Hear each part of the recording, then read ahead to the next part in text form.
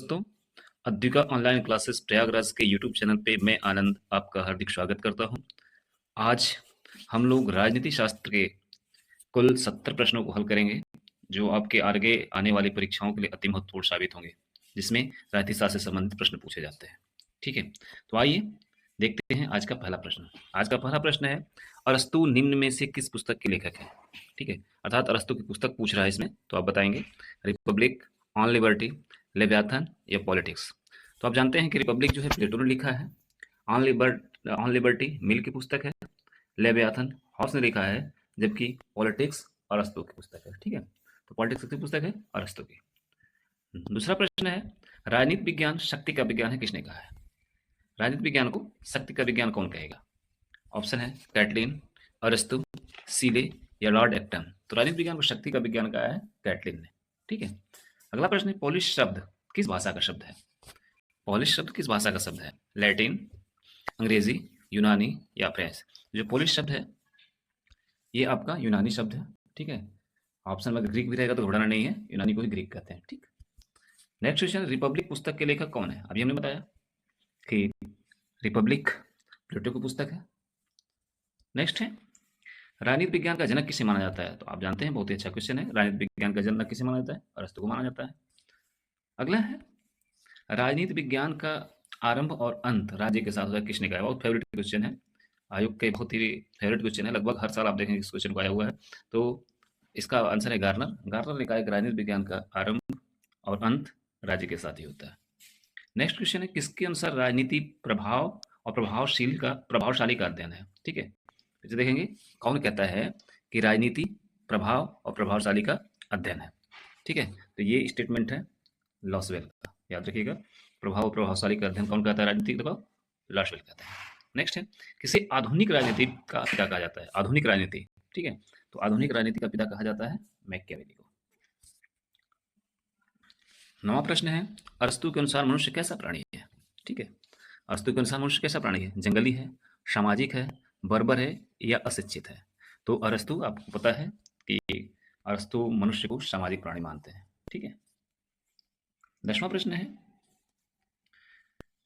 निम्न में से कौन राजनीतिक संगठन का उदाहरण है? ठीक है, व्यक्ति, समाज, राज्य या भीड़? तो इसका उत्तर हो जाएगा आपका राज्य। ठीक है, राजनीतिक संगठन का उदाहरण क्या है? राज्य है। अगला प्रश्न है, कानून व्यक्ति की स्वतंत्रता में क्या है?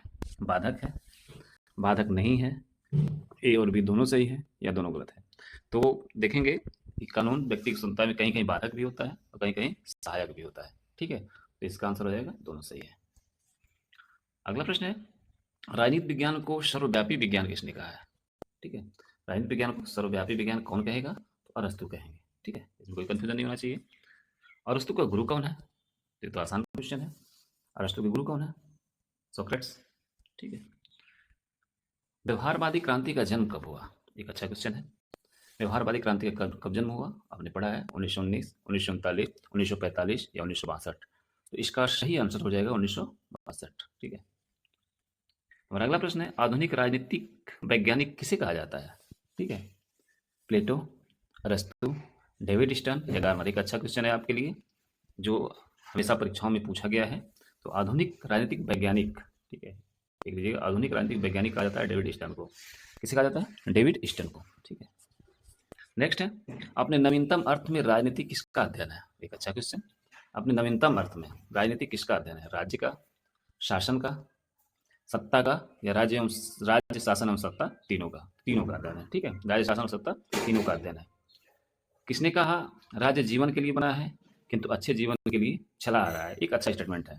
ठीक है, राज्य जीवन के लिए बना है किंतु अच्छे जीवन के लिए चला आ रहा है, ये स्टेटमेंट किसका है? अरस्तु, Machiavelli, David stern, Mahatma Gandhi? तो ये स्टेटमेंट फेवरेट स्टेटमेंट है अरस्तु का। ठीक है, किसका है? अरस्तु का है। अगला प्रश्न है, प्राचीन युग में राज्य का क्या रूप था? प्राचीन युग में नगर राज्य था। ठीक है, नेक्स्ट है, राजनीति विज्ञान के अध्ययन क्षेत्र में व्यवहारवादी क्रांति किस देश में हुई? ठीक है, फिर से देखिएगा, राजनीति विज्ञान के अध्ययन क्षेत्र में व्यवहारवादी क्रांति किस देश में हुई? ब्रिटेन, फ्रांस, जर्मन या संयुक्त राज्य अमेरिका? तो व्यवहारवादी क्रांति की शुरुआत हुई थी अमेरिका से। ठीक है, नेक्स्ट है, द प्रिंस किसने लिखा है? तो आप जानते हैं, द प्रिंस पुस्तक मैकियावेली की है। प्लेटो के अनुसार किसी राज्य की जनसंख्या क्या होनी चाहिए?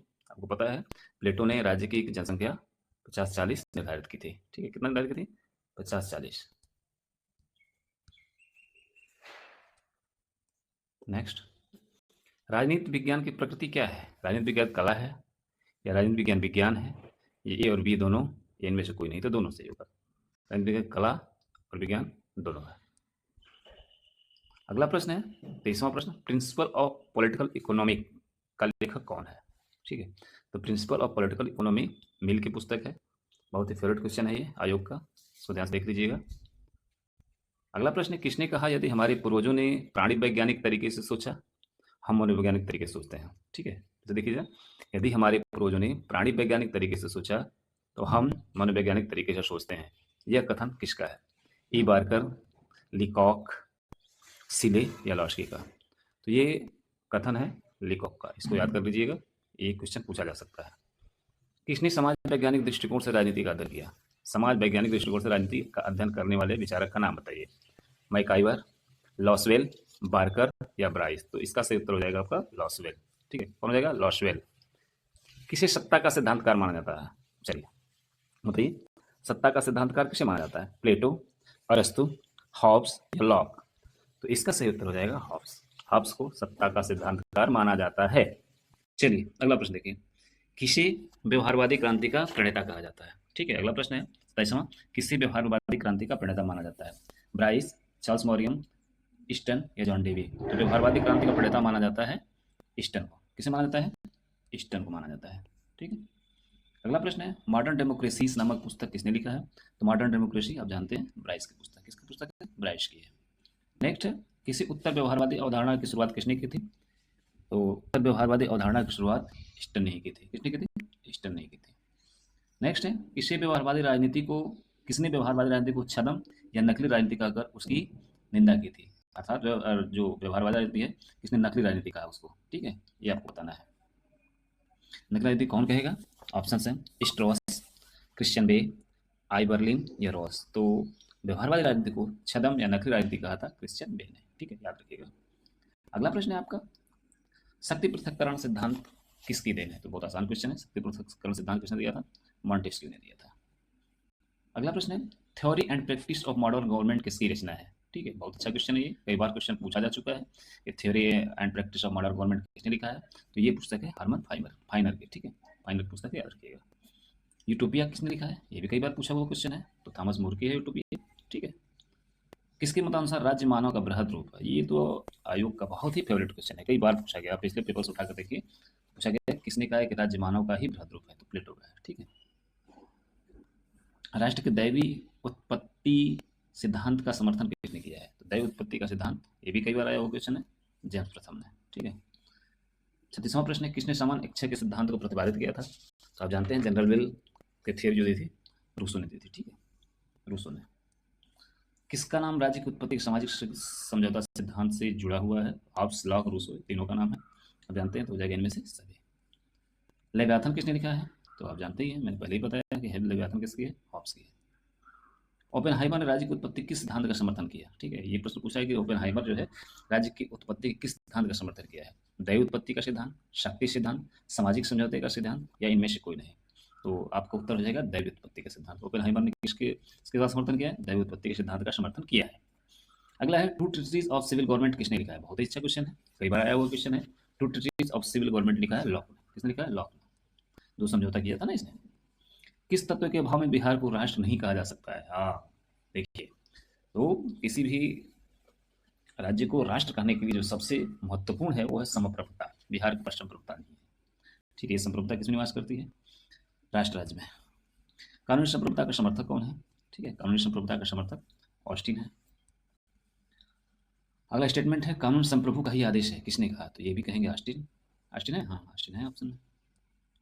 ठीक है, अगला प्रश्न है, किसने लोकप्रिय संप्रभुता के सिद्धांत का प्रचार किया? तो बहुत अच्छा क्वेश्चन है। हॉब्स, लॉक, रूसो में से कौन होगा? बुद्धा तो होंगे नहीं, तो रूसो हो जाएंगे। कौन हो जाएंगे? रूसो ने लोकप्रिय संप्रभुता के सिद्धांत का प्रचार किया। ठीक है, नेक्स्ट है, निम्न में से कौन तत्व राष्ट्र को अन्य संगठनों से अलग करता है? तो प्रभुसत्ता है, और क्या है? प्रभुसत्ता या संप्रभुता की बात है। इसमें से कौन बहुलवादी नहीं है? आपको बताना है कौन बहुलवादी नहीं है। अर्थात ए एकलवादी है, लिंडसे, फिगिस, लॉस्की या ऑस्टिन। तो ऑस्टिन आपका एकलवादी नहीं है। ठीक है, आप बताइए एकलवादी प्रभुसत्ता का समर्थक कौन होगा इसमें? लॉस्की, मैकाइवर, ऑस्टिन, एनमिस्ट, कोई नहीं। तो वहाँ बहुलवादी जो नहीं था वहाँ एकलवादी यहाँ हो जाएगा, अर्थात इसका आंसर हो जाएगा आपका ऑस्टिन।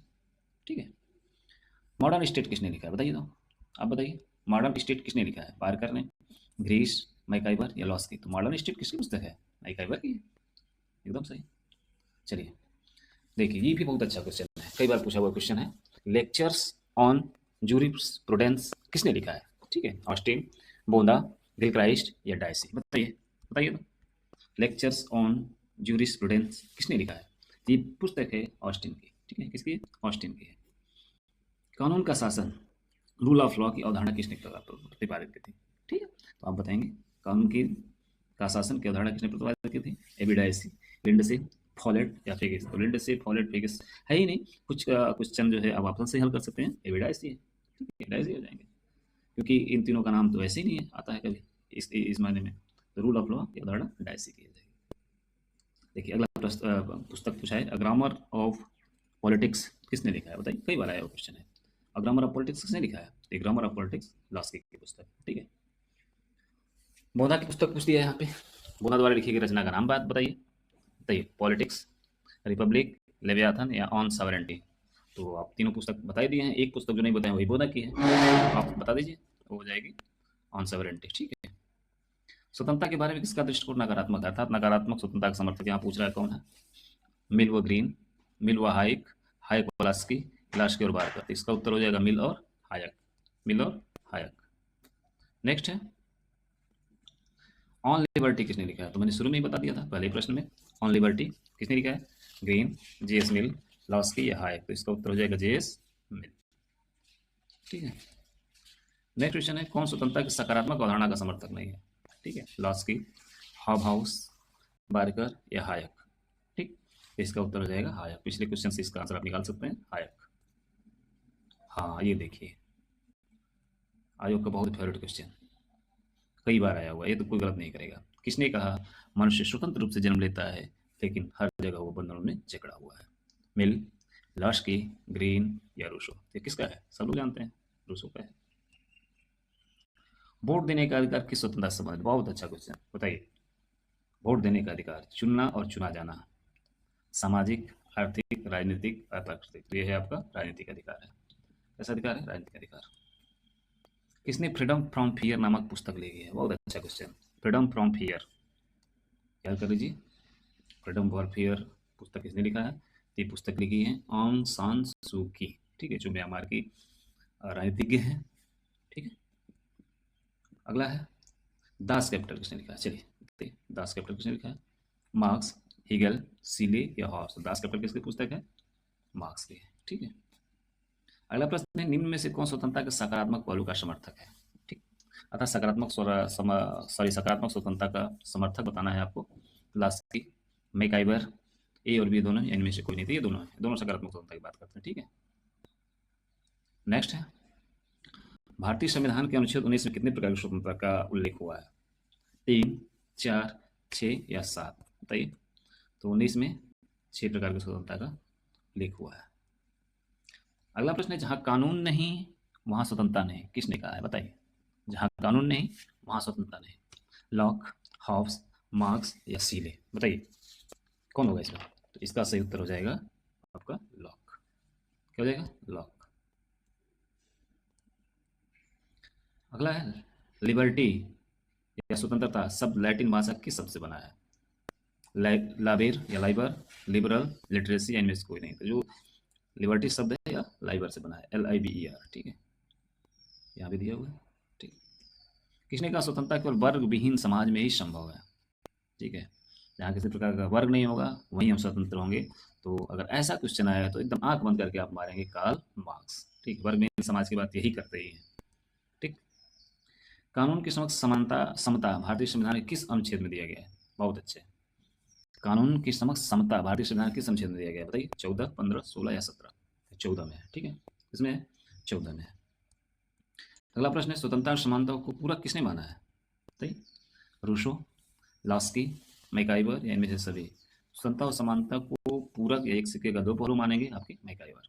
ठीक, नेक्स्ट क्वेश्चन है, भारतीय संविधान किस अनुच्छेद में अवसर की समानता वर्णित है? बहुत अच्छा क्वेश्चन, बताइए अब भारतीय संविधान किस अनुच्छेद में अवसर की समानता वर्णित है? 15, 16, 17 या 18?